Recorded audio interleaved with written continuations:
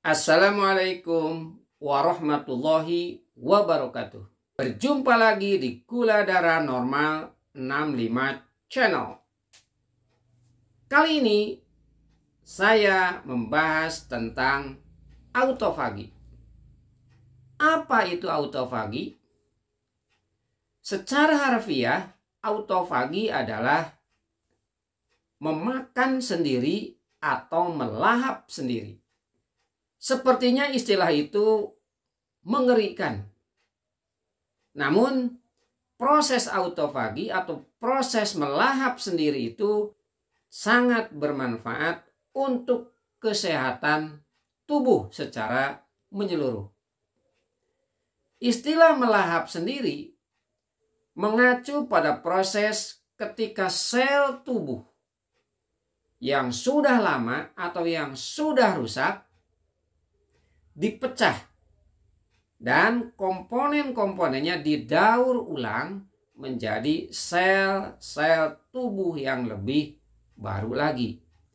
Autofagi merupakan proses detoks ketika tubuh membersihkan sel yang rusak dan meregenerasi dengan sel tubuh yang baru dan lebih sehat lagi.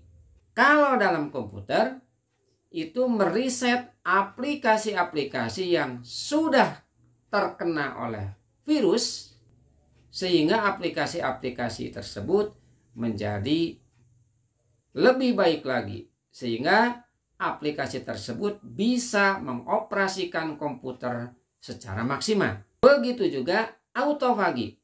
Itu sama dengan meriset sel-sel tubuh yang sudah rusak menjadi sel-sel tubuh yang lebih baik atau lebih sehat sehingga sel-sel tubuh itu bisa bekerja secara maksimal terutama di dalam metabolisme tubuh. Tubuh kita mengandung triliunan sel. Setiap sel memiliki bagian-bagian yang punya fungsi masing-masing. Seiring waktu, molekul yang tidak diinginkan menumpuk dalam sel dan membuat terjadinya kerusakan sel. Sehingga sel tubuh berhenti untuk bekerja. Nah, molekul ini bisa menjadi sampah dan mengganggu kinerja sel tubuh yang sehat. Itulah perlunya autofagi, yaitu meriset atau meregenerasi sel-sel yang sudah rusak agar menjadi sel yang lebih baik lagi. Kalau sel-sel tersebut baik kembali atau sehat kembali, maka sel tersebut akan berfungsi secara maksimal. Nah, bagaimana cara kerja autofagi? Autofagi adalah proses daur ulang yang memanfaatkan sumber daya sel yang sudah ada secara maksimal. Proses autofagi terjadi ketika sel-sel tubuh kekurangan nutrisi dan oksigen.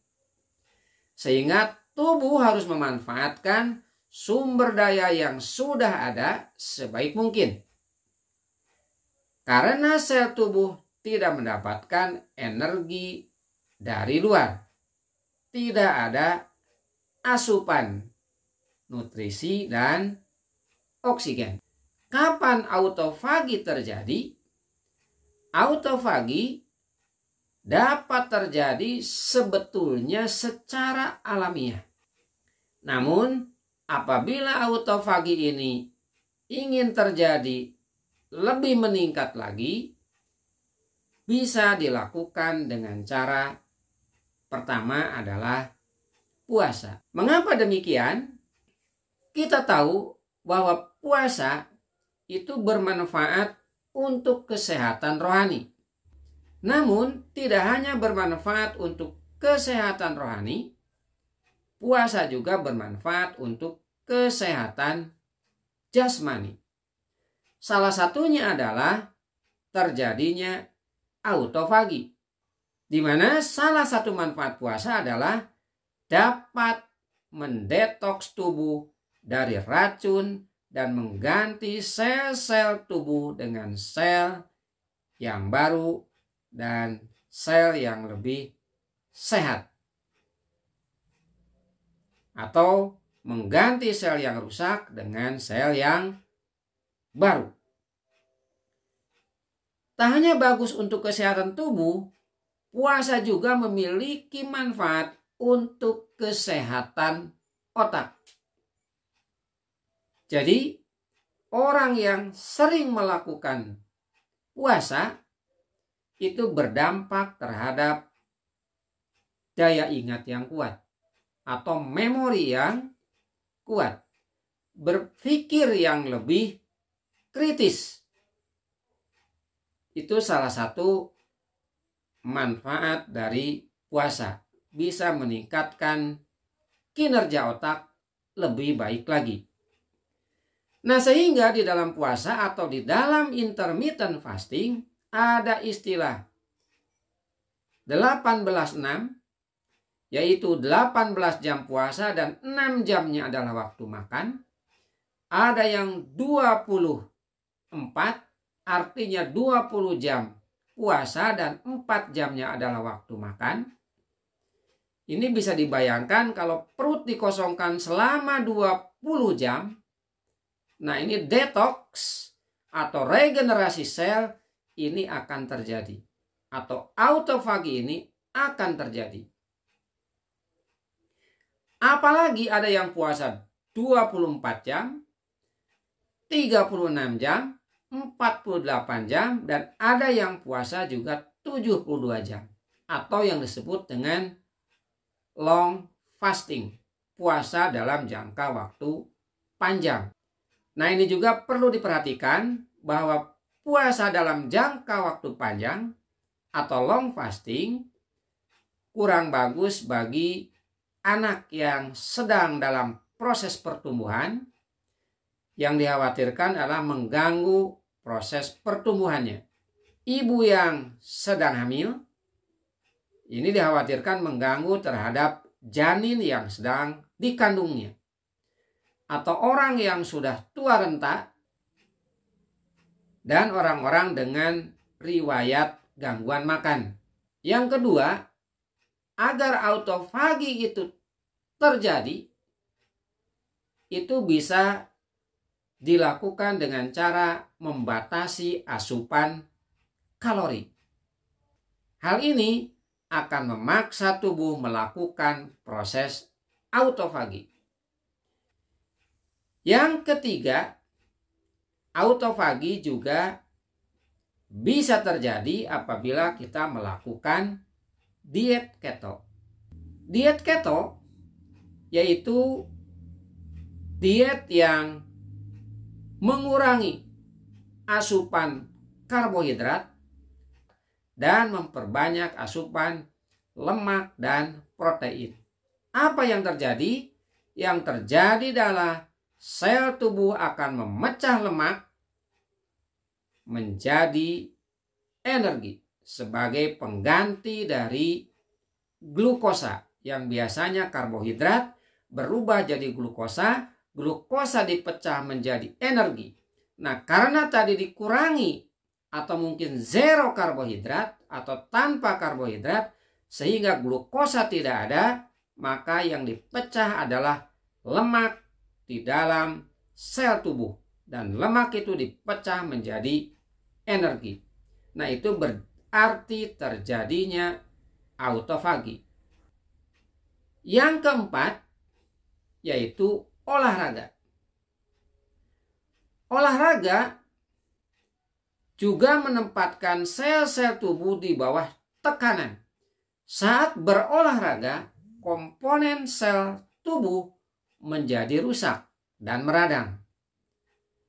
Dalam merespon masalah ini, sel akan melakukan proses autofagi.